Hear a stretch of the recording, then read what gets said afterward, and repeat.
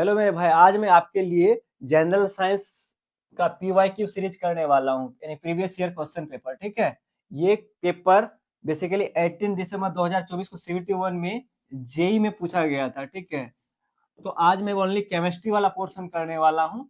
मैं आपको फिजिक्स का कर दिया था और केमिस्ट्री का 16 और 17 दिसंबर का भी डन कर दिया था। ठीक है, आज मैं आपको ओनली 18 दिसंबर का ओनली केमिस्ट्री वाला पोर्शन कराऊंगा। ठीक है, तो आज ये पोर्शन क्या किससे लिया गया है? जेई के पार्ट से लिया गया। तो ये जेई के लिए तो इम्पोर्टेंट है ही, और जो भी रेलवे के एग्जाम हो रहे हैं जिनमें जनरल साइंस पूछे जाते हैं उनके लिए भी क्या है, ये मोस्ट इंपॉर्टेंट है। चलिए, टाइम वेस्ट करने से फायदा नहीं, तो स्टार्ट करते हैं क्वेश्चन ऑफ फर्स्ट से। तो क्वेश्चन ऑफ फर्स्ट क्या है? क्वेश्चन ऑफ फर्स्ट है, निम्नलिखित में से कौन सी अभिक्रिया अवक्षेपण अभिक्रिया है? ठीक है, अवक्षेपण अभिक्रिया को चुनना है। तो इसको इंग्लिश में बोलते हैं क्या? Precipitation reaction. यानी कि ऐसा रिएक्शन, प्रेसिपिटेशन रिएक्शन इसको बोलते हैं जो क्या होता है, वो जल में अघुलनशील होता है, यानी कि जल में घुलता नहीं। तो ऐसा कौन सा चीज बन रहा है जो जल में अघुलनशील है? तो देखते हैं। ठीक है, फर्स्ट वाला रिएक्शन देखिए क्या है, HCl और NaOH, एसिड है ये। और ये क्या है? बेस। एसिड बेस का रिएक्शन कब होता है? जब न्यूट्रलाइजेशन रिएक्शन होता है। ये न्यूट्रलाइजेशन रिएक्शन हो रहा है, क्या बन रहा है यहाँ पे? सॉल्ट यानी नमक और जल H2O बन रहा है। तो ये क्या है? न्यूट्रलाइजेशन रिएक्शन है। तो यहाँ पे देखिए, तो ऐसा कोई चीज नहीं है जो क्या हो, जल में अघुलनशील हो। ठीक है, तो ये क्या है? ये प्रेसिपिटेशन रिएक्शन नहीं है। अब CaCO3 कैल्शियम कार्बोनेट देखिए किसमें स्प्लिट हो रहा है? CaO में और CO2 में। CO भी क्या हो जाएगा? जल में घुलनशील हो जाएगा। ठीक है, तो ये भी क्या है? ये भी प्रेसिपिटेट रिएक्शन नहीं है। थर्ड वाला देखिए, ये क्या है? जल ही ये हाइड्रोजन और ऑक्सीजन मिलकर क्या बना रहा है? जल। तो जल तो नहीं है। ठीक है, अब देखिए लास्ट वाला ऑप्शन NaCl नमक और AgNO3 क्या मिल रहा है? तो ये देखिए डबल डिस्प्लेसमेंट रिएक्शन हो रहा है। इसका सोडियम इसके सेकेंड आयन NaNO3 के पास जा रहा है, तो NaNO3 फॉर्म कर रहा है। और ये देखिए Ag इसके साथ क्लोरीन के साथ जाके क्या बना रहा है? AgCl। AgCl जो है ये प्रिसिपिटेट बन रहा है। ठीक है, AgCl जो है ये जल में क्या है? अघुलनशील है। ठीक है, तो ये जल में नहीं घुलेगा। तो इस अभिक्रिया में कौन सा रिएक्शन ऐसा है कि जिसमें अवक्षेपण अभिक्रिया बन रहा है? अवक्षेपण बन रहा है, वो भी ऑप्शन डी में बन रहा है। ठीक है, AgCl क्या है? बेसिकली जल में अघुलनशील है, इसलिए क्या है? ठीक है, इसको इस रिएक्शन को क्या बोल देंगे? Precipitate reaction. ठीक है, आई होप आपको क्लियर होगा चीजें। ठीक है, ना question number second. Question number second बोल रहा है, यदि किसी पदार्थ का पीएच मान क्या है? 11, तो निम्नलिखित में से कौन सा कथन सत्य है? आपको मैंने बताया था पीएच का मान क्या था। एक सोरेसन नाम का साइंटिस्ट था जिसने दिया था पीएच स्केल, जहां 0 से स्टार्ट होता था, 7 में न्यूट्रल होता था और 14 तक जाता था। तो 7 से ग्रेटर देन 7 और 14 के बीच, और 14 भी क्या रहता था? बेसिक नेचर, यानी कि क्षारीय गुण को दर्शाता था। 7 में न्यूट्रल दर्शाता था, और लेस देन 7 यानी 7 से कम और 0 से ज्यादा में क्या दिखाता था? अम्लीयता। क्या? तो ये पीएच स्केल था जो सोरेसन ने बताया था। अब यहाँ बोल रहा है पीएच का मान क्या है? 11। तो ये क्या है? 11 यहाँ पे लाई करेगा। 11 मतलब बेसिक नेचर रख रहा है। तो अब ऑप्शन पढ़ते हैं। तो पहली बात तो ये क्या है? क्षारीय। तो ये लिटमस पेपर को रंग नहीं बदलता, ये उदासीन होता है। उदासीन तो नहीं होता फर्स्ट, उदासीन कब होता है? जब सात होता है। यह अम्लीय है? अम्लीय भी नहीं है। क्या है? ये क्षारीय है। ठीक है, यह क्षारीय है। और लाल लिटमस को पेपर को नीला कर देता है। यह अम्लीय है? नहीं, यह अम्लीय नहीं, यह क्या है? क्षारीय है। हाँ, यह क्षारीय है। और ये लाल लिटमस को क्या करता है? लाल लिटमस पेपर को नीला कर देता है। एकदम एब्सोल्यूट क्या है? ये राइट है। ठीक है, जब क्षारीय रहेगा तो ये लाल लिटमस पेपर को क्या करेगा? किसमें कन्वर्ट करेगा? नीला पे। अब यदि ये अम्लीयता देता, तो अम्लीयता क्या करता है? नीला लिटमस पेपर को किसमें कन्वर्ट करता है? लाल में। ये जस्ट क्षारीय वाला का क्या होता है? अपोजिट होता है। ठीक है, तो क्षारीय विलयन है किसके अकॉर्डिंग? पीएच वैल्यू क्या है? 11। तो क्षारीय मान लिया, और क्षारीय जो होता है वो लाल लिटमस पेपर को किसमें कन्वर्ट करता है? नीले में। ठीक है, तो ऑप्शन सी क्या हो जाएगा आपका राइट आंसर। ना question number third. Question number third बोल रहा है, जब दो तत्व मिलकर कोई यौगिक बनाते हैं, दो तत्व बोल रहा है। ठीक है, सपोज ये एक तत्व ए है और एक तत्व क्या है, अनदर तत्व बी है, तो इसे किस प्रकार का वर्गीकृत किया जाता है? तो ठीक है, दो तत्व है ए, फर्स्ट तत्व, सेकंड तत्व क्या है बी, अब यौगिक बना रहा है, सपोज ये ए बी एक यौगिक बना रहा है, तो इसे किस प्रकार वर्गीकृत किया जा सकता है? देखिए ये क्या है, डबल डिस्प्लेसमेंट रिएक्शन, यहाँ डबल डिस्प्लेसमेंट तो रिएक्शन नहीं हो रहा है, ठीक है, दोनों देखिए क्या हो रहा है, एक साथ जाके मिल जा रहा है, ठीक है, ये क्या विस्थापन हो रहा है, विस्थापन भी नहीं हो रहा है, यानी डिस्प्लेसमेंट भी नहीं हो रहा, अलग नहीं हो रहा है, संयोजन, हाँ ये सब जाके क्या कर रहे हैं, दोनों तत्व आपस में जाके मिल जा रहे हैं, तब जाके क्या बना रहा है, यौगिक बना रहा है। यौगिक क्या होता है, दो या दो से अधिक तत्व मिलके जो पदार्थ का फॉर्मेशन करता है उसको क्या बोलते हैं, यौगिक बोलते हैं, ठीक है, तो यौगिक बना रहा है, तो ये क्या हो जाएगा, संयोजन हो जाएगा, ठीक है। और डिकम्पोजिशन, डिकम्पोजिशन का मतलब होता है क्या, अलग होना, तो अलग भी नहीं हो रहा है, ये दोनों आपस में जाके क्या हो रहे हैं, जुड़ रहे हैं, ठीक है, तो ये क्या हो गया, संयोजन, ठीक है। नाउ क्वेश्चन नंबर फोर्थ बोल रहा है, वायुमंडल में ओजोन की कमी के लिए कौन सा सिंथेटिक रसायन जिम्मेदार है? अब देखिए ओजोन की कमी के लिए, ओजोन एक लेयर होता है, ठीक है, ओजोन लेयर क्या करता है, अल्ट्रावायलेट रेज को आने से रोकता है, अल्ट्रावायलेट रेज यदि आ जाए हमारे क्या बोलते हैं वायुमंडल में, तो क्या होगा, बेसिकली स्किन कैंसर, और बच्चे जब बॉर्न लेते हैं, न्यू बेबी जब बॉर्न लेते हैं तो क्या हो सकता है, अपाहिज, यानी कि बर्थ वाइज क्या हो सकता है, यानी कि बहुत सारे प्रॉब्लम हो सकते हैं, तो वो क्या है, एक लेयर बना हुआ है जो हमारा क्या करता है, एक प्रोटेक्शन लेयर है जो यूवी रेज को आने से रोकता है, ठीक है। अब बोल रहा है क्या, ये सिंथेटिक रसायन कौन सा ऐसा सिंथेटिक रसायन है जो जिम्मेदार है?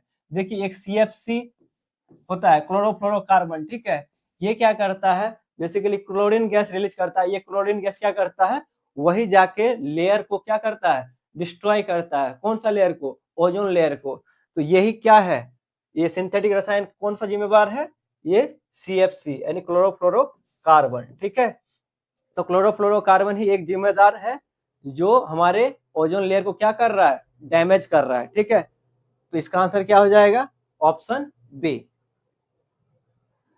नाउ क्वेश्चन नंबर 5, मृदा और जल परिस्थिति तंत्र में अम्लीय वर्षा के प्रभाव को समझने के लिए पीएच की निगरानी क्यों महत्वपूर्ण है? अब मुझे बताओ, पीएच, अम्लीय वर्षा जब होती है तो हमारे क्या हो सकता है, बहुत सारे फसल नुकसान हो सकते हैं, है ना, पीने के पानी दूषित हो सकते हैं, ठीक है, तो ये सब मेजर प्रॉब्लम हो सकते हैं, इसलिए क्या कर सकते हैं, निगरानी, निगरानी क्या हो जाता है, महत्वपूर्ण हो जाता है। अब ऑप्शन पढ़ते हैं, क्या बोल रहा है, अम्लीय वर्षा मृदा और जल निकायों को पीएच को बढ़ाती है, पीएच को तो नहीं बढ़ाएगी, ठीक है, पीएच को नहीं बढ़ाएगी, पीएच को क्या करेगी, घटाएगी, ठीक है। अम्लीय वर्षा मृदा और जल पारिस्थितिक तंत्रों को प्रभावित नहीं करती है, नहीं प्रभावित क्यों नहीं करेगी, प्रभावित तो करेगी, है ना, तो प्रभावित करती है, तो ये भी गलत हो जाएगा। अम्लीय वर्षा केवल पानी को स्वाद खट्टा बनाती है, खट्टा तो बनाती ही है, ये एक ऑप्शन हो सकता है। आगे और पढ़ लेते हैं, ऑप्शन 4, अम्लीय वर्षा पीएच को कम करती है, हाँ पीएच कम करती है, जिससे जलीय जीवन और मृदा पोषक तत्वों को उपलब्धता को नुकसान होता है, हाँ, जिससे जलीय जीवन यानी जल में रहने वाले जीव जंतु को दिक्कत होता है, जैसे मृदा पोषक, ठीक है, तत्वों की उपलब्धता को नुकसान होता है, हाँ, मिट्टी को भी क्या होता है, यानी कि जो उपजाऊ भूमि है वो भी क्या होता है, यानी कि क्या बोलता है, वो अनुपजाऊ हो जाता है, इसमें क्या होता है, मृदा को भी क्या होता है, यानी कि ये हानि पहुंचाता है, इसलिए क्या हो जाएगा इसका बेस्ट आंसर डी हो जाएगा। सी भी वन ऑफ द आंसर है, किंतु ये यानी कि सबसे अच्छा आंसर कौन सा हो जाएगा, ऑप्शन डी, तो ऑप्शन डी हमारा क्या हो जाएगा, एक राइट आंसर, ठीक है। नाउ क्वेश्चन नंबर 6 बोल रहा है, CuO और H2O क्या क्या बना रहा है, कॉपर और जल अभिक्रिया में अपचयित पदार्थ है। अपचयित का मतलब होता है ऐसा पदार्थ जो ऑक्सीजन को रिलीज करता है, ऑक्सीजन उससे हटना, ठीक है, ऑक्सीजन हटना क्या होता है, अपचयन होता है, तो अपचयन देखिए किससे हो रहा है, कॉपर ऑक्साइड से, ये कॉपर ऑक्साइड क्या हो जाएगा, इस क्वेश्चन का आंसर हो जाएगा, ठीक है। नाउ क्वेश्चन नंबर 7 बोल रहा है, निम्नलिखित में से कौन सी अभिक्रिया एक संयोजन अभिक्रिया है? संयोजन अभिक्रिया बताया था अभी जस्ट क्या बोला था, दो तत्व आपस में मिलकर एक कंपाउंड बना ले तो उसको क्या बोलेंगे, संयोजन अभिक्रिया के होके ये क्या होता है, ये दोनों तत्व क्या कर रहे हैं, आपस में मिलके एक यौगिक बना रहे हैं, ठीक है। दोनों तत्व मिलकर आपस में क्या बना रहे हैं, एक यौगिक बना रहे हैं। ऐसी अभिक्रिया को क्या बोल रहे हैं, संयोजन अभिक्रिया, ठीक है। क्यों संयोजन बोल रहे हैं, क्योंकि दोनों तत्व आपस में मिल जा रहे हैं, तब जाके क्या बन रहा है, यौगिक बन रहा है। तो ऐसी अभिक्रिया संयोजन अभिक्रिया कहलाती है। अब देखिए ऐसा कौन सा ऑप्शन है जिसमें ऐसा हो रहा है, देखिए कि CaO और H2O, कैल्शियम ऑक्साइड और जल मिलकर क्या बना है, कैल्शियम हाइड्रोक्साइड बना रहा है, ठीक है, ट्वाइस हाइड्रोक्साइड बना रहा है। ये देखिए दोनों ये को ए कंसिडर करें, इसको बी कंसिडर करें, ये क्या बना रहा है, AB। तो ये क्या हो जाएगा, ये आपका एक संयोजन अभिक्रिया का एग्जांपल है। KClO3, KClO देखिए यहाँ क्या हो रहा है, टूट रहा है, तो ये विभाजित हो रहा है, ना कि क्या हो रहा है, संयोजित हो रहा है, ठीक है। NaCl और AgNO3, ये देखिए क्या हो रहा है, AgCl के साथ जा रहा है और NaNO3 के साथ जा रहा था। तो ये डबल डिस्प्लेसमेंट, द्विविस्थापन अभिक्रिया हो रहा है यहाँ पे, ना कि संयोजन हो रहा है, ठीक है। ये भी रॉन्ग हो जाएगा। CaCO3, ये भी क्या हो रहा है, देखिए CaO और CO2 में क्या हो रहा है, टूट रहा है, डिकम्पोजिशन हो रहा है, तो ना ये भी क्या नहीं है, संयोजन अभिक्रिया नहीं है। तो कौन सा ऑप्शन हो जाएगा, ऑप्शन फर्स्ट आपका क्या है, संयोजन अभिक्रिया है।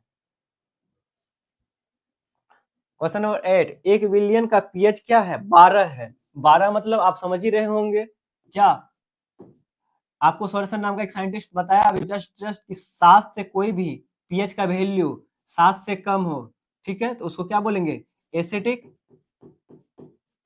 और ग्रेटर देन 7 हो उसको क्या बोलेंगे, बेसिक। कहां तक होता है स्केल, 14 तक। कहां से स्टार्ट होता है, 0 से। 7 ऐसा पॉइंट है जहां एसिडिक खत्म होता है और बेसिक क्या होता है, स्टार्ट होता है, ठीक है। 7 ऐसा पॉइंट है जहां ना ही एसिडिक होता है और ना ही बेसिक होता है, उसको क्या बोलते हैं, उदासीन बोलते हैं, ठीक है। तो जल का पीएच मान क्या होता है, 7 होता है, ठीक है। इसलिए जल ना तो हमको खट्टा लगता है और ना ही खारा लगता है, ठीक है। अब बोलेंगे, बोल रहा है विलियन का पीएच 12, 12 मतलब 7 और 14 के बीच, यानी 14 के बीच 12। तो बिलियन कैसा होगा, बेसिक होगा। तो आयन की सांद्रता अधिक है, किसकी सांद्रता अधिक है बताइए। बोल रहा है बोथ H आयन और OH आयन का इक्वल होगा। जब इक्वल होगा, H आयन और OH आयन दोनों समान होगा तो क्या होगा, वो क्या हो जाएगा, न्यूट्रल होगा, ठीक है। H आयन का पीएच और OH आयन दोनों का सांद्रण समान होगा तो क्या हो जाएगा, उदासीन हो जाएगा, है ना, उदासीन हो जाएगा। तो ये आंसर नहीं है हमारा, ये क्या हो जाएगा, रॉन्ग। बोल रहा है higher number of SO2 and chlorine ion, अधिक संख्या में SO2 और अधिक अधिक क्लोराइड। अरे हम लोग जब भी पीएच का मान को कंसीडर करते हैं, पीएच वैल्यू, तो वो सल्फाइड आयन से थोड़े और क्लोराइड आयन से नहीं करते हैं, किससे करते हैं, हाइड्रोजन आयन और ऑक्साइड से करते हैं, ठीक है। H+ और OH- से करते हैं, ना कि क्लोरीन और सल्फर से करते हैं, ठीक है। तो ये भी रॉन्ग हो जाएगा। ओनली OH आयन, हाँ OH आयन ये बेसिक नेचर है, तो OH आयन यानी कि ये देखिए क्या दिया हुआ है वैल्यू पीएच का 12, इसलिए क्या है OH आयन। यदि यही यदि 6 रहता तो ये OH आयन H आयन हो जाता, ठीक है। तो इसका आंसर क्या हो जाएगा, OH आयन, ठीक है। तो विलेन में किस प्रकार का आयन की सांद्रता अधिक है, तो OH आयन की सांद्रता अधिक है ओके।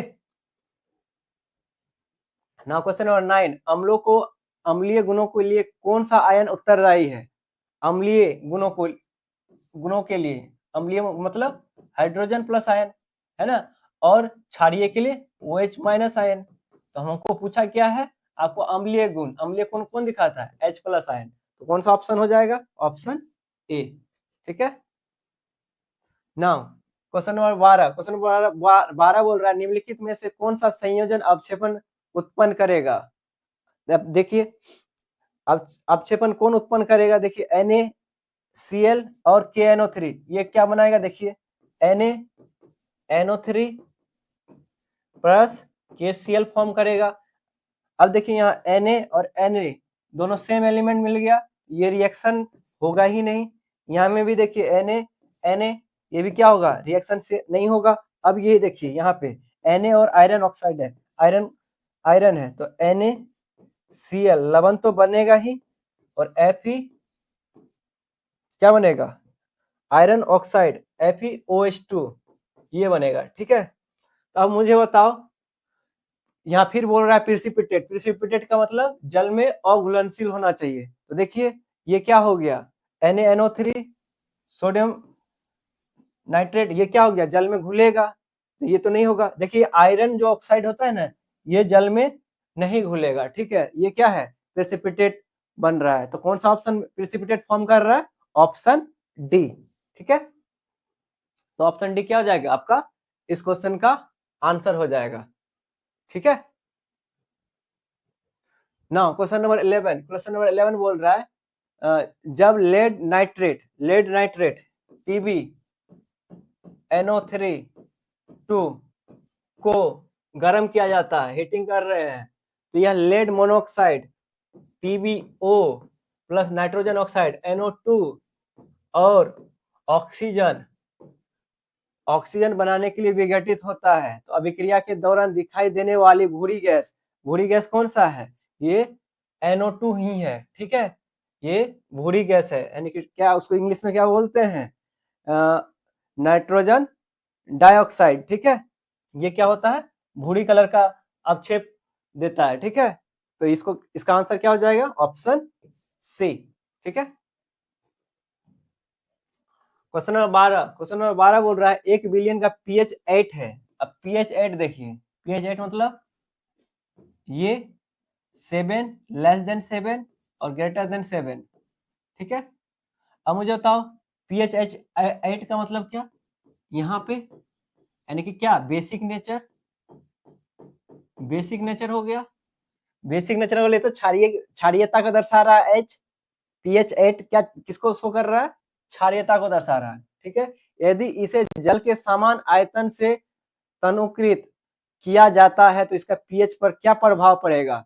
अब उससे देखिए, कोई भी विलयन है जिसका pH 8 है, अब जल क्या है, जल का pH क्या होता है, न्यूट्रल होता है, उदासीन होगा। तो इसका pH ये क्या होगा, ऑक्साइड आयन ये एब्जॉर्ब करके ऑक्साइड बनने का कोशिश करेगा, ये जल भी। तो इसमें क्या होगा, बेसिकली इसका pH वैल्यू क्या होगा, घटेगा, है ना। अब मुझे बताओ H2O जल होता है, जल का pH वैल्यू क्या होता है, 7 होता है, यानी कि उदासीन होता है। अब ये देखिए कोई विलयन है उसका pH वैल्यू क्या है, 8 बोले तो क्षारीय, तो इसमें भी क्या हो जाएगा, क्षारीय गुण आ जाएगा, है ना। क्षारीय गुण इसका आ जाने के कारण इसका ओवरऑल क्या होगा, वैल्यू घटेगा। तो क्या होगा, pH पे क्या प्रभाव पड़ेगा, pH घट जाएगा, तो pH will be decrease, okay. ना क्वेश्चन नंबर 13, घरों में आमतौर पर इस्तेमाल होने वाला बेकिंग सोडा अपने रसायन नाम डैश से भी जाना जाता है। बेकिंग सोडा NaHCO3, इसको हम लोग किसमें यूज करते हैं, जब पेट उट दर्द करता है तो इसको यूज करते हैं, और कुछ कुछ चीजों को फुलाने के लिए, साग उग को गलाने के लिए भी यूज करते हैं NaHCO3, ओके। अब बोल रहा है घरों में आमतौर पर इस्तेमाल होने वाला बेकिंग सोडा अपने रासायनिक नाम डैश से भी जाना जाता है, ठीक है। इसको क्या बोलते हैं, मैग्नीशियम हाइड्रोक्साइड नहीं, मैग्नीशियम हाइड्रोक्साइड नहीं बोलते हैं, सोडियम बाइकार्बोनेट, हाँ सोडियम बाइकार्बोनेट बोलते हैं इसको, ठीक है। इसका रासायनिक नाम क्या है, सोडियम बाइकार्बोनेट, इसको सोडियम बाइकार्बोनेट ही बोलते हैं। कैल्शियम कार्बोनेट नहीं, कैल्शियम कार्बोनेट नहीं बोलते हैं। सोडियम कार्बोनेट नहीं, सोडियम कार्बोनेट नहीं, क्या बोलते हैं, सोडियम बाइकार्बोनेट बोलते हैं, ठीक है। बाई, तो बाई करके ध्यान रखिएगा। NaHCO3 ये पूछा जाता है आपको, बहुत इंपॉर्टेंट है, ठीक है। ये क्या होता है, इसको खाने वाला सोडा ही बोलते हैं, ठीक है।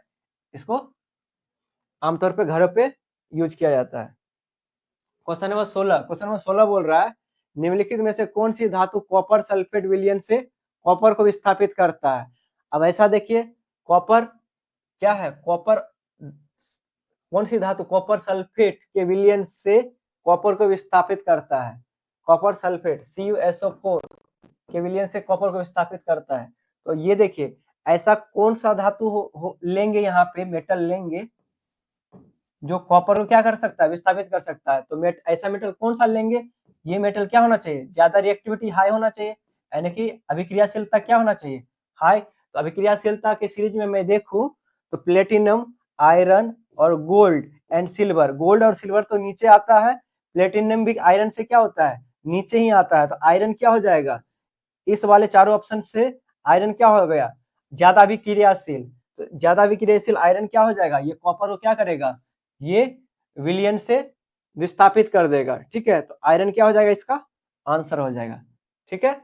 तो कौन सा ऐसा मेटल है जो विस्थापित कर सकता है कॉपर सल्फेट को, वो आयरन है। ठीक है, now question number 15। Question number 15 बोल रहा है वॉशिंग सोडा Na2CO3, ये x का वैल्यू पूछ रहा है, x द्वारा दर्शाया जाता है, तो x का मान किसके बराबर है? ये देखिए, ये क्या है, Na2CO3 डॉट 10H2O होता है, ये वॉशिंग सोडा का फॉर्मूला होता है। ठीक है, यहाँ पे x का वैल्यू क्या हो जाएगा, x का वैल्यू 10। ठीक है, कौन सा ऑप्शन राइट करिएगा, ऑप्शन बी। ठीक है, नाउ क्वेश्चन नंबर 16, अम्लता की समस्या से पीड़ित लोगों का इलाज किसके युक्त एसिडिक से किया जाता है? अम्लता की समस्या, यदि किसी को एसिडिटी हो जाता है पेट में, उसको क्या यूज करते हैं? चूने का पानी, किसी को एसिडिटी हो जाता है तो चूने का पानी देते हैं? नहीं। ठीक है, मिल्क ऑफ मैग्नीशिया, हाँ मिल्क ऑफ मैग्नीशिया प्रोवाइड किया जाता है। ठीक है, क्विक लाइम, बुझा हुआ चूना भी नहीं देते हैं। CaO, हाइड्रोक्लोरिक एसिड, ऑलरेडी पेट में क्या होता है, HCl होता ही है, और HCl दे देंगे तो क्या हो जाएगा, अम्लता को इनहेंस करेगा, बढ़ा देगा। हाइड्रोक्लोरिक एसिड नहीं देंगे, तो हाइड्रोक्लोरिक एसिड को मेंटेन करने के लिए क्या करेंगे, मिल्क ऑफ मैग्नीशिया, इसका इस्तेमाल किया जाता है। ठीक है, एसिडिटी हो जाने से क्या लेते हैं, मिल्क ऑफ मैग्नीशिया। इसका आंसर क्या हो जाएगा, ऑप्शन बी। ठीक है, समझ में आ रहा होगा। ठीक है, तो क्वेश्चन नंबर 17 बोल रहा है संयोजन अभिक्रिया का सामान्य रूप क्या है? संयोजन बोले तो कॉम्बिनेशन रिएक्शन, यानी कॉम्बिनेशन बोले तो मिलना। ठीक है, तो जैसे कोई है A और प्लस B, आपस में मिलके कोई एक यौगिक बनाना। ठीक है, ये A तत्व है, B अलग तत्व है, ये आपस में मिलकर क्या बना रहा है, एक नए कंपाउंड यानी नए यौगिक का निर्माण करे, तो ऐसा रिएक्शन को क्या बोलते हैं, कॉम्बिनेशन रिएक्शन। तो ऐसा कौन सा रिएक्शन है, देखिए तो A, यहाँ पे देखिए A कोई ऐसा यौगिक है जो दो पार्ट में तत्व स्प्लिट कर रहा है, ये क्या कर रहा है, डिकम्पोजिशन कर रहा है, तोड़ रहा है, टूट रहा है यहाँ पे, तो ये तो संयोजित नहीं कर रहा है, तो ये क्या हो जाएगा, रॉन्ग हो जाएगा। ए बी भी देखिए यहाँ पे क्या, ए और बी में क्या कर रहा है, डिकम्पोज कर रहा है, टूट रहा है, तो ये भी नहीं होगा। ए बी और सी डी, देखिए ए किसके साथ चला गया, सी के साथ, ए सी बना लिया, और बी किसके साथ चला गया, डी के साथ, तो ये क्या हो गया, डबल डिस्प्लेसमेंट रिएक्शन। ठीक है, द्विविस्थापन अभिक्रिया, द्विविस्थापन यानी कि इसका दोनों एलिमेंट और इसका दोनों एलिमेंट आपस में क्या कर रहा है, एक्सचेंज करके, आयन को एक्सचेंज करके क्या बना रहा है, एक डिफरेंट डिफरेंट दो कंपाउंड बना रहा है। ऐसे कंपाउंड बनाते हैं, किसको बोलते हैं, द्विविस्थापन अभिक्रिया बोलते हैं, तो इसको इंग्लिश में क्या बोलते हैं, डबल डिस्प्लेसमेंट रिएक्शन। तो ये भी क्या हो गया, रॉन्ग हो गया। अब देखिए ये एलिमेंट ए है, कोई दूसरा एलिमेंट बी है, ये आपस में मिले क्या बना रहा है, कंपाउंड ए भी बना रहा है। ठीक है, तो ये दोनों आपस में क्या हो रहे हैं, मिल रहे हैं, तो इसको ऐसे अभिक्रिया क्या बोलेंगे, संयोजन अभिक्रिया। तो ऐसा कौन सा ऑप्शन हो जाएगा, ऑप्शन डी। ठीक है, क्वेश्चन नंबर 18, संतुलन के बारे में निम्नलिखित में से कौन सा कथन सही है? संतुलन आपको पता होगा, इक्विलिब्रियम के बारे में क्या हो रहा है, equilibrium is a state where the tendency to change is low, यानी संतुलन वह स्थिति है जहां परिवर्तन की प्रवृत्ति क्या होती है, कम होती है। प्रवृत्ति यानी कि जहां परिवर्तन, यानी कि कोई जैसे इक्विलिब्रियम स्टेट जैसे क्या होता है, देखिए कोई ए है और बी है। ठीक है, इक्विलिब्रियम मतलब होता है जैसे ये ए बी बन गया। ठीक है, तो ए बी को जब डिकम्पोज करेंगे तो फिर ये बी और ए में कन्वर्ट हो जाए, तो ऐसे क्या हो रहा है, लेफ्ट साइड और राइट साइड आपस में क्या हो रहा है, इक्विलिब्रियम स्टेट में है, यानी कि ए और बी मिल रहा है तो ए बी बन रहा है, फिर ए बी को फिर डिकम्पोज करेंगे यानी कि उसको हीट देंगे तो वो फिर ये ए और बी मिल जाए। ठीक है, आपस में एक्सचेंज कर सके, यानी कि प्रोडक्ट से फिर रिएक्टेंट से प्रोडक्ट, ऐसा होते रहे, ऐसे स्टेट को क्या बोलते हैं, इक्विलिब्रियम स्टेट। ठीक है, तो ये बोल रहा है जहां परिवर्तन की प्रवृत्ति कम है, नहीं कम नहीं होगा। ठीक है, यानी कि चेंज होने की प्रवृत्ति कम होगा नहीं, संतुलन वह स्थिति है जहां परिवर्तन की प्रवृत्ति अधिक भी नहीं होगा। ठीक है, वहां बैलेंस होना चाहिए। ठीक है, संतुलन वह स्थिति है जहां किसी परिवर्तन की कोई प्रवृत्ति नहीं होती है, हाँ कोई प्रवृत्ति नहीं होती है। ठीक है, कोई प्रवृत्ति नहीं होती है, ना कम होता है ना अधिक होता है। ठीक है, कोई परिवर्तन नहीं होता, तो ये ऑप्शन हो सकता है। ठीक है, संतुलन वह स्थिति जहां परिवर्तन की प्रवृत्ति होती है, परिवर्तन की प्रवृत्ति तो होती ही नहीं है। ठीक है, परिवर्तन नहीं होगा, परिवर्तन होगा मतलब क्या, यदि कोई दो यानी कि दो कोई तत्व है वो मिल के यौगिक बना लेगा, तो यौगिक फिर वो तत्व को नहीं बना पाएगा, तो ऐसा नहीं होगा। ठीक है, वो परिवर्तन की प्रवृत्ति नहीं रखेगा, वो क्या रहेगा, वो आपस में इक्विलिब्रियम में रहेगा। ठीक है, तो ऐसी रिएक्शन को क्या बोलेंगे, इक्विलिब्रियम रिएक्शन, ठीक है। ये तो इसका ऑप्शन क्या हो जाएगा, ऑप्शन सी, ठीक है।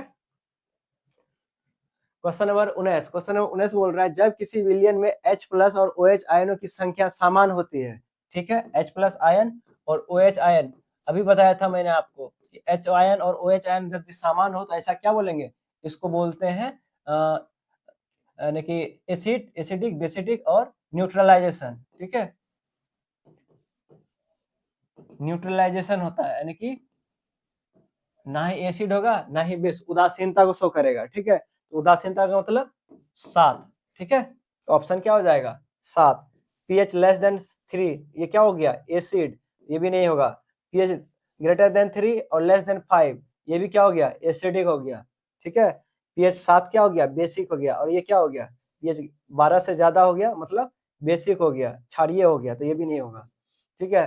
तो H आयन और OH आयनों की संख्या यदि समान हो तो वहां क्या होगा, न्यूट्रलाइजेशन। न्यूट्रलाइजेशन बोले तो उदासीन होगा, उदासीन में वैल्यू क्या होता है, 7 होता है, इसलिए इसका ऑप्शन क्या हो जाएगा, ऑप्शन सी। तो pH वैल्यू क्या हो जाएगा, 7, ठीक है। समझ में आ रहा होगा आपको। क्वेश्चन नंबर 20, ब्लीचिंग पाउडर बनाने के लिए किन अभिकारकों का उपयोग किया जाता है। ब्लीचिंग पाउडर का फॉर्मूला क्या होता है, केमिकल फॉर्मूला CaOCl2, ठीक है। इसमें क्या लगता है, Ca ट्वाइस OH को क्लोरीन गैस दिया जाता है, तब जाके ये क्या फॉर्म होता था, ब्लीचिंग पाउडर, जिसको क्या बोलते हैं, विरंजक चूर्ण भी बोलते हैं, ठीक है ना। तो अब ऑप्शन पढ़ लेते हैं, क्या यूज करते हैं, lime and chlorine and water, यानी क्लोरीन और जल यूज करते हैं, नहीं, क्या यूज करते हैं, लाइम एंड सल्फ्यूरिक एसिड नहीं यूज करते हैं, तो ये भी क्या हो गया, रॉन्ग। कैल्शियम क्लोरीन गैस और शुष्क कैल्शियम हाइड्रोक्साइड, हाँ ये क्या है, कैल्शियम हाइड्रोक्साइड ही है, और ये क्या है, शुष्क क्लोरीन गैस, तब जाके क्या मिलता है, ये विरंजक चूर्ण यानी कि ब्लीचिंग पाउडर। ये ऑप्शन हो जाएगा। फोर्थ वाला है कैल्शियम हाइड्रोक्साइड और हाइड्रोक्लोरिक अम्ल यानी कि HCl तो नहीं यूज करते हैं, क्या यूज करते हैं, क्लोरीन यूज करते हैं, ये भी ऑप्शन क्या हो जाएगा, रॉन्ग, ठीक है। ऑप्शन सी आपका क्या हो जाएगा, right. Now question number 21, ethanol और एसिटिक अम्ल, एथेनॉल मतलब मैथ एथ, 2 कार्बन C2H5 ऑल, ठीक है। एसिटिक अम्ल CH3COOH, अभिक्रिया करके क्या उत्पाद कर रहा है, देखिए, तो ये बना देगा C2H5, ठीक है, COOCH3, ठीक है, प्लस जल का फॉर्मेशन करेगा, या ऐसा आप ऐसे भी लिख सकते हैं इसको, CH3COOC2H5 प्लस वाटर में दे देगा, ठीक है। इसको क्या बोलते हैं, बेसिकली इसको ईस्टर बोलते हैं, ठीक है। क्या दे देगा, ईस्टर। ऑप्शन कौन सा हो जाएगा इसका, ईस्टर, ठीक है। जब इथेनॉल मैथ एथ 2 कार्बन और उसके साथ ऑल लगा देंगे OH, एसिड यानी एसिडिक अम्ल CH3COOH, ठीक है। ये देखिए CH3COO इसके साथ चला जाएगा C2H5 के साथ, और OH किसके चला जाएगा, हाइड्रोजन आयन के साथ, वो क्या बना लेगा, जल बना लेगा, और ये ईस्टर फॉर्म कर देगा, ठीक है। इसको क्या बोलते हैं, इसको ईस्टर, ठीक है। तो क्या प्रोडक्ट देता है, ईस्टर देता है, ठीक है। तो ऑप्शन डी आपका राइट हो जाएगा। ना क्वेश्चन नंबर 22 बोल रहा है जब सोडियम कार्बोनेट Na2CO3 को जल में घोला जाता है, Na2CO3 को जल यानी कि H2O में घोला जाता है तो परिणामी विलयन बन जाता है, क्या बनेगा। अब ये देखिए, ये क्या होता है, बेसिक नेचर का होता है, आपको पता होगा, बेसिक माने क्षारीयता गुण रखता है Na2CO3, और जल क्या लगता है, उदासीनता, और क्षारीय और उदासीन मिलकर क्या बना सकता है, क्षारीय और उदासीन मिलकर क्षारीयता गुण ही दिखाएगा, क्षारीयता गुण को ही दिखाएगा, तो क्या दिखा देगा, क्षारीयता। तो अब देखते हैं क्या ऑप्शन है, न्यूट्रल नहीं, ठीक है। बेसिक नेचर, हाँ बेसिक नेचर दिखा सकता है, एसिडिक नहीं दिखाएगा, ठीक है। यानी कि एसिडिक रहेगा तब तो दिखाएगा एसिडिक। अब हमारा रिएक्टेंट साइड यानी कि जो लेफ्ट साइड में होता है रिएक्शन का, लेफ्ट साइड में मेरा क्षारीय गुण वाला है, तो राइट साइड में कैसे अम्लीयता मिल जाएगा, तो अम्लीयता तो नहीं मिलेगा, क्षारीयता और उदासीनता मिल रहा है, तो क्षारीयता ही हो जाएगा, ठीक है ना। तो पीएच ज्यादा होता है इसका, तो इसका गुण किसमें जाएगा, वाटर में जाएगा, तो क्या हो जाएगा, क्षारीयता ही होगा। Highly reactive sodium chloride, sodium chloride के साथ अत्यधिक अभिक्रियाशील, नहीं, इसका कोई मतलब नहीं है। तो ये कौन सा नेचर दिखाएगा, बेसिक नेचर। ऑप्शन बी क्या हो जाएगा आपका, ऑप्शन हो जाएगा, राइट आंसर हो जाएगा। निम्नलिखित में से कौन सी उष्मा क्षेपी संयोजन अभिक्रिया है। दो रिएक्शन होता है, एक उष्मा क्षेपी होता है, एक उष्मा शोषी होता है, ठीक है। उष्मा क्षेपी क्या होता है, जब रिएक्शन होने पे क्या हो, उष्मा रिलीज करे, यानी कि उष्मा त्यागे, ठीक है, उसको क्या बोलते हैं, उष्मा क्षेपी। और जब रिएक्शन करते हुए उष्मा को ले, हीट ले, तब उसको क्या बोलते हैं, उष्मा शोषी। एक बार जब हीट रिलीज करता है, यानी हीट को त्यागता है, तो उसको क्या बोलते हैं, उष्मा क्षेपी। और जब हीट लेके जब रिएक्शन करता है, तब उसको उष्मा शोषी कहते हैं, ठीक है। अब देखते हैं इसमें क्या बोल रहा है कि उष्मा क्षेपी संयोजन अभिक्रिया का कौन सा उदाहरण है। संयोजन मतलब आप समझ ही रहे होंगे कि दो तत्व है आपस में मिलना, ठीक है। अब देखिए, जल में बिना बुझा हुआ चूना को घोलना, जल में, हाँ, जल में जब हम बिना बुझा हुआ चूना में जब जल डालते हैं, तब देखिएगा आप, उष्मा का क्या होता है, उष्मा निकलता है उससे, ठीक है। ऐसा रिएक्शन जिसमें बुझा हुआ चूना पे क्या डालते हैं, जल डालते हैं, तो उष्मा क्या होता है, निकलता है। तो ऐसा जब उष्मा निकले, तब कौन सा रिएक्शन होगा, उष्मा क्षेपी संयोजन होगा, ठीक है। तो ऑप्शन ए ही आपका राइट हो जाएगा। प्रकाश का संश्लेषण, नहीं, प्रकाश संश्लेषण अभिक्रिया कब होता है, जब पौधा क्या करता है, प्रकाश को क्या करता है, अवशोषण करता है, प्रकाश लेती है, तब जाके क्या करता है, फोटोसिंथेसिस प्रक्रिया प्रारंभ होता है, यानी कि अपना खाना बनाना प्रारंभ करती है। ये भी नहीं होगा। अब देखिए, dissolving ammonium chloride in water, जल में अमोनियम क्लोराइड को घोलना, जल में अमोनियम क्लोराइड को घोलने से उष्मा का रिलीज नहीं होता है, ठीक है। ये भी क्या हो जाएगा, रॉन्ग।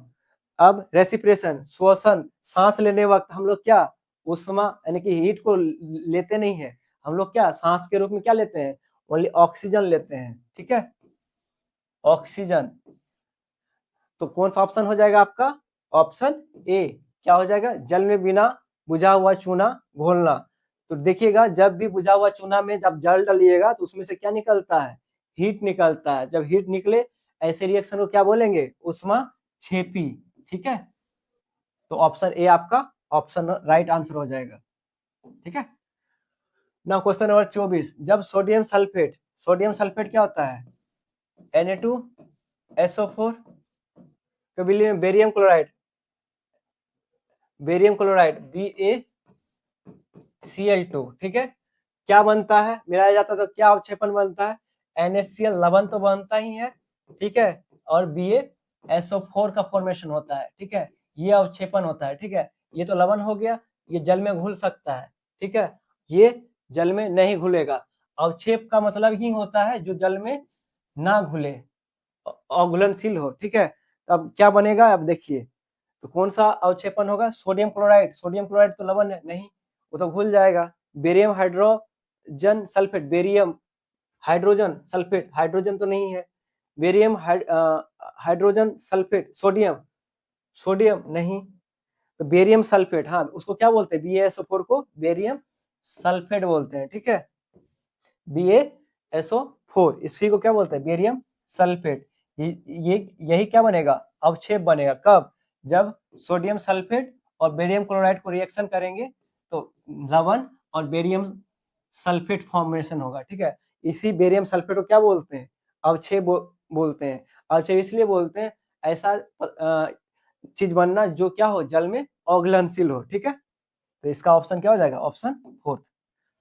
25, उदासीनीकरण अभिक्रिया किस प्रकार की अभिक्रिया है, आपको बताया था, एसिड और बेस लिया था तो क्या बना था, सॉल्ट और जल, ठीक है। अब मैं ले लूं एक एसिड HCl ले लिया और NaOH ले लिया, ठीक है, सोडियम हाइड्रोक्साइड, क्या बनेगा, यहाँ देखिए, NaCl लवण बन गया और जल बन गया, ठीक है। अब देखिए इधर, H इसका OH के साथ चला गया और इसका क्लोरीन सोडियम के साथ चला गया, तो ये क्या है, डबल डिस्प्लेसमेंट रिएक्शन है, ठीक है। इसके घर का दोनों मेंबर, इनके घर के दोनों मेंबर आपस में रह रहे थे, इनका घर का एक मेंबर इसके घर के दूसरे मेंबर के साथ चला गया, इसके घर के पहला मेंबर इसके घर के दूसरे मेंबर के साथ चला जाना, यानी कि आयन का एक्सचेंज कर लेना। ठीक है, आयन का एक्सचेंज कर लेना ही क्या होता है, डबल डिस्प्लेसमेंट रिएक्शन। तो उदासीन आपसे पूछे कोई एग्जामिनर कि उदासीनीकरण अभिक्रिया कैसा अभिक्रिया है, तो ये एक प्रकार का क्या है, डबल डिस्प्लेसमेंट रिएक्शन है। ठीक है, तो आपका ऑप्शन क्या हो जाएगा, ऑप्शन फर्स्ट हो जाएगा। ठीक है, द्विविस्थापन अभिक्रिया है क्या, उदासीनीकरण अभिक्रिया। ठीक है, आपसे पूछे उदासीनीकरण अभिक्रिया कैसी अभिक्रिया है, तो द्विविस्थापन अभिक्रिया है। ठीक है, क्वेश्चन नंबर 26, क्वेश्चन 26 बोल रहा है जब धोवन सोडा यानी कि धोवन सोडा को लंबे समय तक गर्म किया जाता है, धोवन सोडा अभी बताया था क्या होता है, Na2CO3 10H2O को लंबे समय तक गर्म करते हैं तो क्या फॉर्मेशन होता है। तो देखिए ऑप्शन पढ़ते हैं, जल के अणुओं को प्राप्त करता है उन्हें और उनमें घुल जाता है, जल के अणुओं को प्राप्त करेगा और उसमें घुल जाएगा, नहीं, Na2CO3 बनता है। ठीक है, जल क्या हो जाता है, डिसअपियर हो जाता है। ठीक है, जब किसी चीज को गर्म करेंगे तो जल क्या हो जाएगा, जल खत्म हो जाएगा, तो क्या बचेगा, बस Na2CO3। तो अब बोल रहा है इसमें कि जल के अणुओं को प्राप्त करता है, जल के अणुओं कैसे प्राप्त करेगा, जल के अणु तो नहीं प्राप्त करेगा, तो ये क्या हो जाएगा, रॉन्ग हो जाएगा।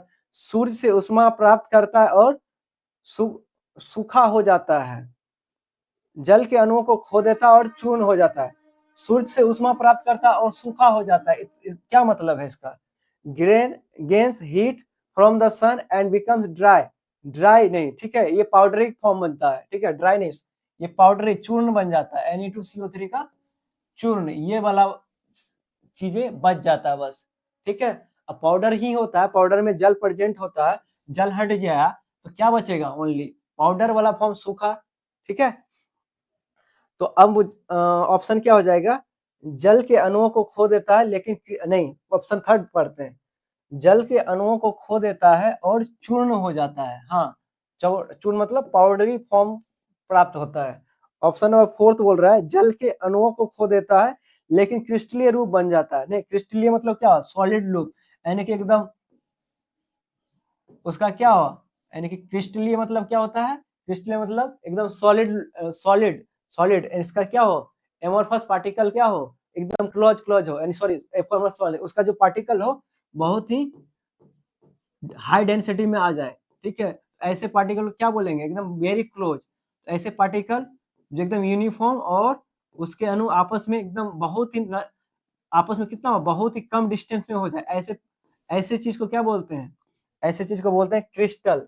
ठीक है, क्रिस्टल मतलब एकदम एमोर्फस सॉलिड। ठीक है, तो ऐसा नहीं बनता है, कैसा बनता है, पाउडरी फॉर्म बनता है। ठीक है, इसका ऑप्शन क्या हो जाएगा, सी, डी क्या हो जाएगा, रॉन्ग हो जाएगा।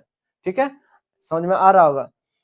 29 नंबर, विस्थापन अभिक्रिया में यदि अधिक अभिक्रियाशील धातु कम अभिक्रियाशील धातु को उसके लवण विलयन से विस्थापित करती तो परिणाम क्या होगा। अब मुझे बताओ, विस्थापन अभिक्रिया में यदि कोई अधिक अभिक्रियाशील धातु है, कोई हाईली रिएक्टिव मेटल है, वो क्या कर सकता है, जो उससे कम रिएक्टिव मेटल को क्या कर सकता है, विस्थापित कर सकता है ना।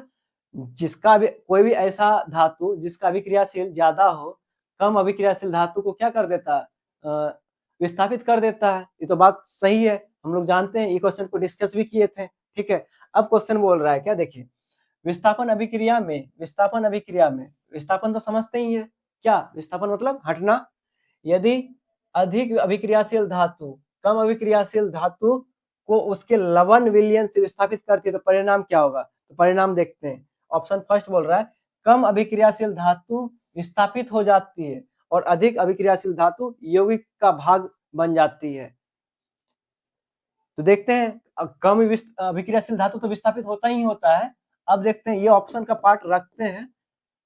ठीक है, सेकंड ऑप्शन पढ़ते हैं, अघुलनशील लवण का निर्माण, नहीं, लवण का निर्माण नहीं होता है, कम अभिक्रियाशील धातु विस्थापित हो जाती है और जम जाती है, मतलब गैस डिपोजिटेड। ठीक है, becomes part of the compound, हाँ डिपोजिटेड हो सकता है, यानी कि जम जाता है। The more reactive metals remain unchanged, अधिक अभिक्रियाशील धातु अपरिवर्तित रहती है, नहीं, अधिक अभिक्रियाशील धातु अपरिवर्तित रहेगा तो केमिकल रिएक्शन में पार्टिसिपेट कैसे करेगा, फिर वो अपने आप इंडिपेंडेंट हो गया तो रिएक्शन होगा, नहीं होगा, तो ये तो ऑप्शन रॉन्ग हो गया।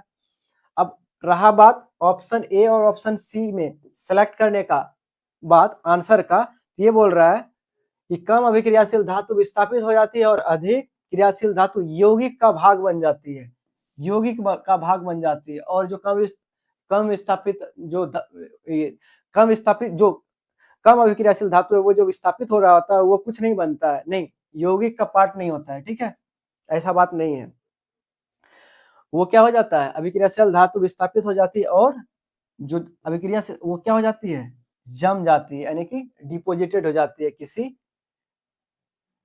मेटल के सरफेस पे, ठीक है, तो इसका ऑप्शन क्या हो जाएगा, ऑप्शन सी हो जाएगा, ठीक है। क्वेश्चन नंबर 30 बोल रहा है एक असंतृप्त हाइड्रोकार्बन जिसमें द्विआबंध होता है वह डैश है। द्विआबंध मतलब देखिए पहले एन इन एल्काइन CnH2n+2 एल्केन होता है, इसमें 1 यानी कि सिंगल बॉन्ड होता है इसमें, ठीक है, एन में क्या होता है सिंगल बॉन्ड, एल्केन में क्या होता है सिंगल बॉन्ड,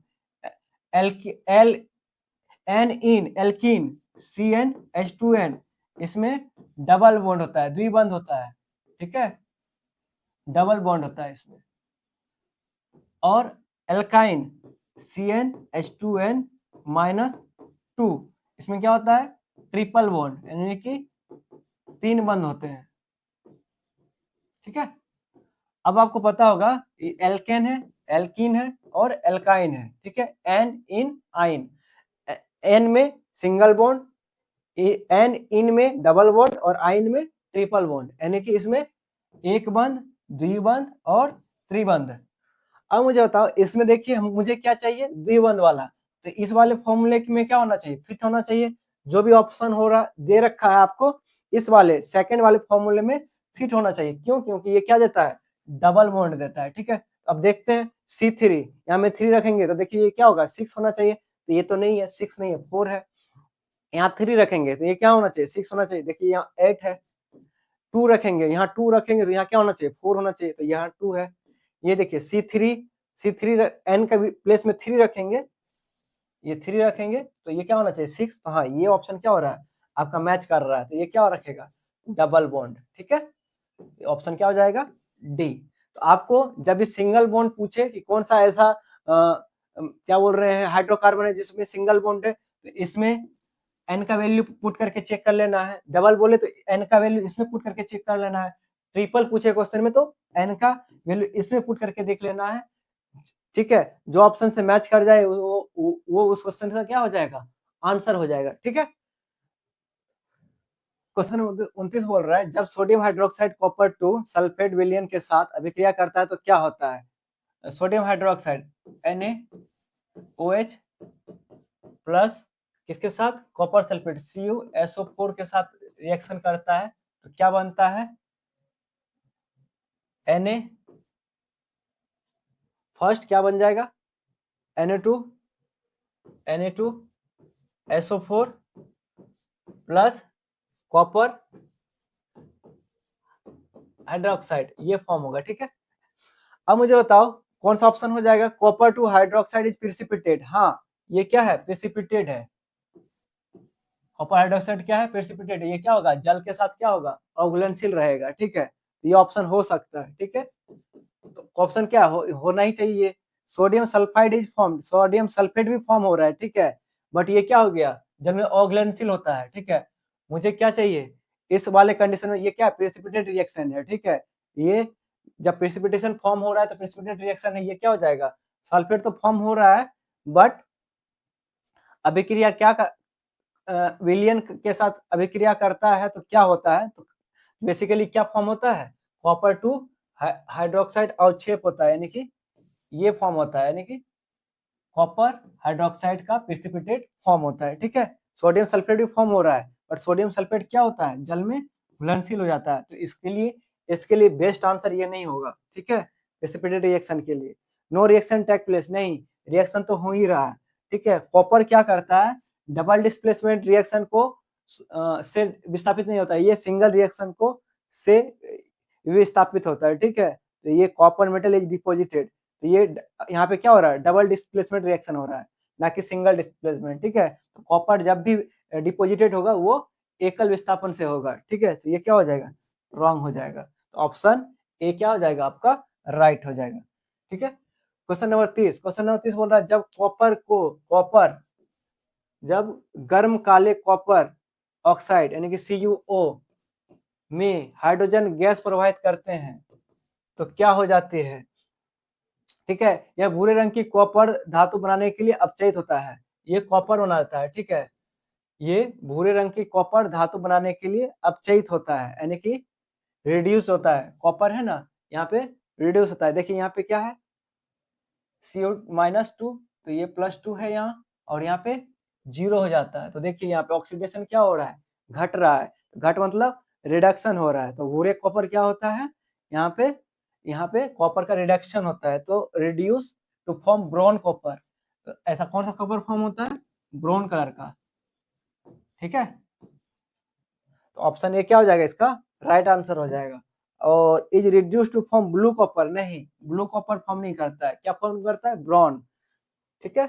ये आपको ध्यान रखना पड़ेगा कि कैसा कॉपर फॉर्म करता है। जब कॉपर ऑक्साइड से हाइड्रोजन गैस पास करते हैं तो कॉपर जब बनता है तो कॉपर का कलर, ठीक है, कैसा हो जाता है, तो वो ब्राउन कलर का हो जाता है। ऑक्सीडाइज नहीं हो रहा है, क्या हो रहा है, रिड्यूस्ड हो रहा है, ठीक है। तो ऑप्शन क्या हो जाएगा, ए आपका right answer. Now question number 31 क्या बोल रहा है, प्लास्टर ऑफ पेरिस का रासायनिक नाम क्या है। क्वेश्चन नंबर 31 में प्लास्टर ऑफ पेरिस क्या होता है, CaSO4 हाफ H2O, ठीक है। इसको किस में यूज में लेते हैं, जब हाथ या पैर की हड्डियां टूट जाते हैं उसको प्लास्टर करने के लिए यही प्लास्टर ऑफ पेरिस का उपयोग में यूज में लेते हैं, ठीक है। तो इसका बेसिकली केमिकल नाम यानी रासायनिक नाम पूछ रहा है, ठीक है। तो रासायनिक नाम क्या होता है, कैल्शियम सल्फेट हीमीहाइड्रेट, ठीक है।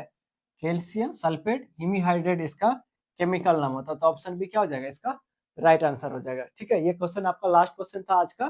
तो मिलते हैं नेक्स्ट वीडियो में, ठीक है। तब तक आप अपना प्रिपरेशन बेस्ट वे में करते रहिए, ठीक है। और मेरे चैनल को सब्सक्राइब नहीं किया तो सब्सक्राइब कर लीजिए, ठीक है। धन्यवाद।